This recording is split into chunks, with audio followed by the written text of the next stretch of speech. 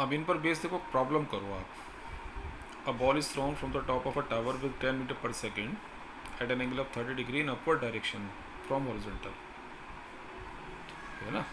Top of tower पर है, इतनी स्पीड रखी है, अपवर्ड डायरेक्शन में कितने एंगल पर, 30 डिग्री पर। If hit it's the ground 17.3 metre away from the base of the tower then find height of the tower. G की वैल्यू ये है और √3 ये है। और देखो डायग्राम बनाते हैं, यहाँ पर ये टॉप ऑफ टावर है, इसे आपने ऊपर की तरफ थ्रो किया ऐसे, making an angle of 30 degree with horizontal. Horizontal का मतलब ग्राउंड के पैड ले लो, लाइन है ना। इसके कंपोनेंट डिजॉल्व करो, UX UY आ जाने, और इसने आके यहाँ गिर जाना। ये 17.3 की वन है। First of all you find the value UX, U cos 30 solve कर लेंगे, UY U sin 30 है ना, it is also solve. R की वैल्यू 17.3 है, सीधे R की इक्वेशन लगाओ। UXT बोल कर भी U² sin 2θ अपॉन G मत लगा देना, रेंज का फार्मूला वो तब था जब ग्राउंड से आप एंगुलर प्रोजेक्शन देते थे, भूल जाओ उसको। UXT हाफ AXT² वो क्योंकि AX 0 है, R 5√3T, R की वैल्यू रखी हमने, तो यहाँ से T निकालेंगे तो R 17.3 अपॉन 5√3, 5√3 की वैल्यू 1.73। सॉल्व कर लेंगे, T 2 सेकेंड आ गया। अब H के लिए चलेंगे, है ना, देखो वही बात आ गई ना, H डाउनवर्ड है, UY अपवर्ड है, AY G के इक्वल है जो डाउनवर्ड है। अब डाउनवर्ड डायरेक्शन को अगर मैं माइनस लूँगा तो अपवर्ड को प्लस लूँगा, ये इक्वेशन लगाई मैंने। अब एक चीज़ थोड़ा सा यहाँ ध्यान रखो कि H की वैल्यू तुम कैलकुलेट कर रहे हो तो उसका साइन मत लो, हालांकि वो नेगेटिव मैंने लिखा है यहाँ पर, बट आप उसको सॉल्व कर रहे हैं वो ऑटोमेटिकली आएगा। इसमें रखा, सॉल्व करते गए, H-10 आ गया। अब यहाँ से दो बातें, H-10 पता क्या बता रहा है, ये बता रहा है डिस्प्लेसमेंट बता रहा है ऑब्जेक्ट का 10 मीटर। माइनस क्यों आ रहा है, ये माइनस आ रहा है यानी कि अपनी पोजीशन से डाउनवर्ड डायरेक्शन में। लेकिन मेरे को तो हाइट ऑफ टावर निकालनी, तो सिंपल 10 मीटर कह दो आप। ये माइनस कोई वैल्यू कम कोई कर रहा है, ये माइनस तो ये बता रहा है कि जो डिस्प्लेसमेंट है ऑब्जेक्ट का वो अपनी पोजीशन से 10 मीटर नीचे है, यानी वो 10 मीटर नीचे आया ना, तो हाइट कितनी होगी, 10 मीटर होगी। अगर वो पूछते तो how much it displaced in vertical direction, तो विल से 10 मीटर डाउनवर्ड। उसने सिंपल हाइट ऑफ टावर पूछी, 10 मीटर क्या दो। अब इसी क्वेश्चन को यहाँ सीखो। An object is thrown from the top of a tower with initial speed 40 metre per second downward direction, make an angle 30 degree with horizontal. Horizontal के साथ 30 डिग्री एंगल बना रहा है, इस बार ये इस तरह से बना रहा, 30 डिग्री इस डायरेक्शन में है और ये आगे नीचे है। अब UX और UY सेम उसी तरह से करोगे, UX ये रहा है, UY इतना है। इस बार उसने क्वेश्चन में लिखा कि it makes an angle of 30 degree if it hits the ground in 4 second.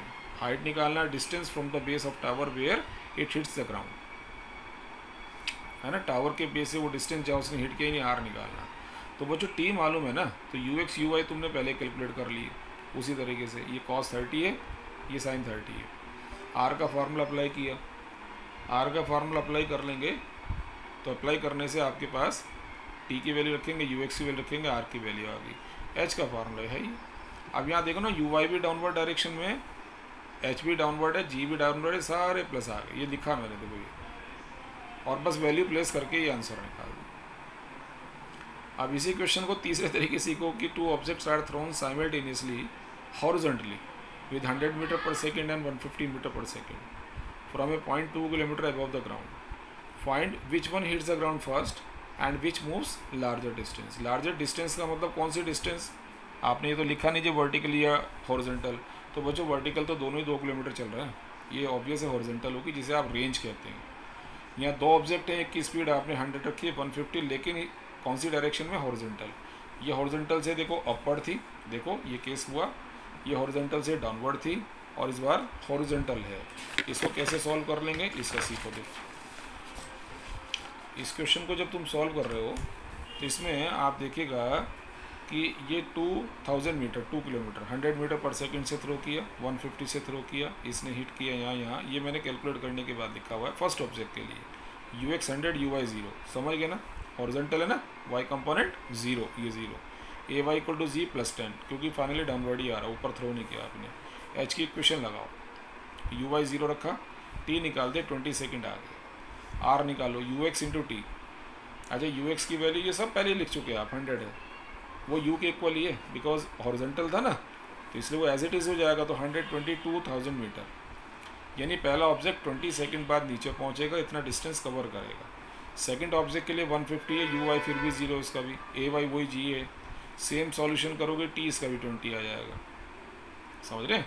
Are calculate करेंगे 3 किलोमीटर आ जाएगा। इसका मतलब हम ये कहेंगे both reach the ground at the same time but second object will move larger distance. It will move 3 kilometer and first object move 2 kilometer. ठीक है, अब इस क्वेश्चन को देखो। An airplane is flying horizontally with 720 km per hour at a height of 2 km above the ground. An object is dropped. Word use करा drop. Drop का मतलब हम समझते हैं u0 होगा, जबकि u0 नहीं है, क्योंकि आपको मालूम है कि जब एरोप्लेन से आप उसको ड्रॉप कर रहे हैं तो ये इनिशियल स्पीड इसकी वही होगी जो एरोप्लेन की है, 720। कौन सी डायरेक्शन में? हॉरिजॉन्टल में। Find where hit it the ground. ठीक है, ये बना मैंने डायग्राम, देखो ये बॉम्ब के लिए बना दिया, ऑब्जेक्ट के लिए इतना है, ठीक है, ये हिट कर रहा है। तो इसकी इनिशियल स्पीड लिखा ना, initial speed of object is equal to speed of aeroplane, वो 720 है। कौन सी डायरेक्शन में? हॉरिजॉन्टल में। सॉल्व करके 200 निकाल दी, है ना। ux 200 हो गई uy0। कारण uy0 कैसे? क्योंकि जो आपके पास स्पीड है वो हॉरिजॉन्टल डायरेक्शन में है। h कैलकुलेट करोगे आप, सेम वो इक्वेशन बचो 20 सेकेंड, r ही आ जाएगा। r का हमेशा यही फार्मूला लेना, हमेशा, क्योंकि ax वाला फैक्टर 0 हो जाएगा। अब इस क्वेश्चन को आप ऐसे सीखो कि मान लीजिए एरोप्लेन होता और मैं कहता इससे एक बॉम्ब मैंने गिराया और एक एनिमी का एक टारगेट है जहाँ मुझे बॉम्ब को गिराना था, तो मुझे कितना पहले बॉम्ब गिराना चाहिए कि वो टारगेट को हिट करे। तो कई बच्चे इस कैलकुलेशन लग जाते हैं, जी आपने तो टारगेट का डिस्टेंस ही नहीं बताया, हम कैसे पता लगाएं। कुछ नहीं करना, आपने क्या करना है, ये रेंज कैलकुलेट कर लेनी है और ये देख लेना कि वो बॉम्ब को मैं जो ड्रॉप कर रहा हूँ तो एक्चुअल में वो कितना दूर जाकर गिर रहा है।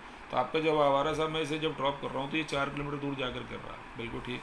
इसका मतलब जब टारगेट 4 किलोमीटर दूर रह जाए तभी ड्रॉप करो आप इसे। क्यों ड्रॉप करोगे? 4 किलोमीटर डिस्टेंस कवर करेगा, वहीं पर टारगेट है, जाके गिर जाएगा। आप सपोज करो आपने इसको ड्रॉप किया टारगेट से 3 किलोमीटर पहले, किसने मूव करना है? 4 किलोमीटर, तो ये टारगेट पे हिट ना करके उससे 1 किलोमीटर और आगे दूर जाके गिर जाएगा। और अगर आपने टारगेट से इसको 6 किलोमीटर पहले ड्रॉप कर दिया, इसने 4 किलोमीटर ट्रैवल करना है तो 2 किलोमीटर पहले गिर जाएगा।